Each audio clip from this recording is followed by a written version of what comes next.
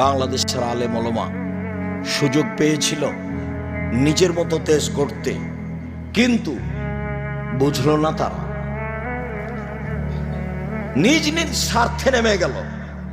সবাই বসে, যারা মনে করে আমরা কোরআন হাদিস বুঝি, হানাফি হোক, শাফি হোক, মালিকি হোক, হাম্বলি হোক, যেই হোক না কেন, তারা যদি নিজ স্বার্থ ত্যাগ করে বাংলাদেশের মাটিতে পরামর্শের ভিত্তিতে নেতা নির্বাচন হবে, এই পদক্ষেপ যদি তারা হাতে নিত, তাহলে যারা গাদ্দারি করেছে, করবে, এরা সুযোগ পেত না। কিন্তু আমি আর আপনি তো সুযোগ নিলাম। ছেলেগুলো জীবন দিল, মানুষগুলো জীবন দিল।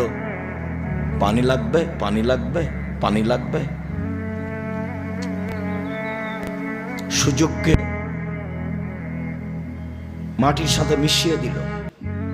সবাই নিজ নিজ স্বার্থ নিয়ে চলল ধর্মের নামে।